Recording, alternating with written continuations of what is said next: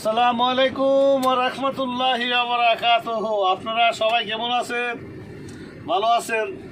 যারা আমার ভিডিওটা দেখতেছেন, যদি ভালো লাগে তাহলে লাইক কমেন্ট করবেন, আমাকে সাপোর্ট করবেন। আমি এখন বর্তমানে কাতারে আছি, ড্রাইভ করতেছি, বাসের ড্রাইভ করতেছি। ভাইরা দেখেন, আমি 5 বছর মতো বাড়িতে আসছিলাম। যারা আমরা ড্রাইভার আছি, যারা আমরা গাড়ি চালাইছি বাংলাদেশে, আমি 4-5 বছর বাড়িতে আসছিলাম। আমরা যখন রুটে ঘাটে বেরিয়েছি তখন আমাদেরকে পুলিশে অনেক হয়রানি করছে। আমার বাপের টাকা আমি গাড়ি কিনছি, কিন্তু পুলিশে যদি টাকা না দেয়, পুলিশ ডিউটি করতে দেবো। পুলিশের যদি ডিউটি করতে দেবো 7 দিন, 8 দিন, 10 দিন, এটা কি হয়? আমাদের কি বাল বাচ্চা নাই, মা বাপ নাই? আমরা যদি পুলিশের সাথে 8-10 দিন আমরা ডিউটি করি, তাহলে আমাদের যে পিছনে সংসারের যে বাল বাচ্চা আছে, আমরা কিভাবে এদেরকে আমরা খানাপিনা দিই?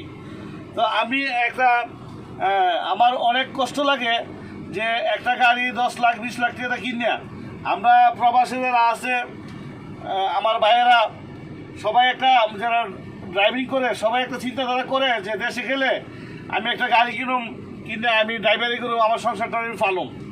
10 বছর 15 বছর জীবনটা শেষ করে দেয়। এইভাবে কষ্টের পয়সায় উপার্জন করে আমরা যখন বাংলাদেশে গিয়ে একটা গাড়ি কিনি, ওই গাড়িটাই যে পুলিশ জাতীয় সবাই সমান না। কিছু কিছু আছে হাইওয়ানের জাত পুলিশ, যারা মানুষ না। আর কিছু কিছু আছে ভালো। এরা কি করে বলবো, কাগজটি দাও, কাগজের নামে বাহানা করেছি না। এরা কি করব, যদি 1000 টাকা চাইব, 2000 টাকা চাইব, ওই না দিলে আবার 500 টাকাও না দিলে কি ডিউটি করতে দেবো, আমাদের সাথে ডিউটি করতে দেবো, রিকনসেশন দিয়ে দিব। তাহলে এইটা কি ঠিক হয়? আমার টাকা আমি গাড়ি কিনছি, এত কষ্টের টাকা দিয়ে গাড়ি কিনছি।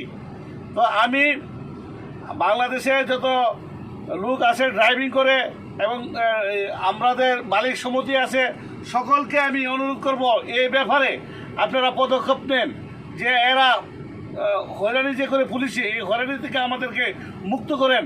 কিন্তু আমাদের টাকা দিয়ে, এত কষ্টের টাকা দিয়ে আমরা গাড়ি কিনি। আমি এখন বর্তমানে কাতারে আছি, আমি চিন্তা ভাবনা করতেছি বাংলাদেশে গিয়ে একটা গাড়ি কিনবো। কিন্তু আবার মনে মনে কই যে উচিত টাকাটা কিনে আমরা চুরির মতো গাড়ি চালানো লাগে।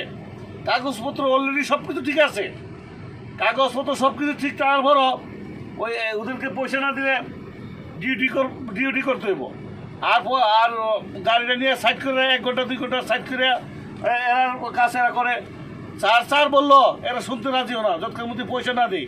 তো আমি বিনীত অনুরোধ করব এই ব্যাপারটা যেন আমাদের মাননীয় প্রধানমন্ত্রী শেখ হাসিনা দেখে।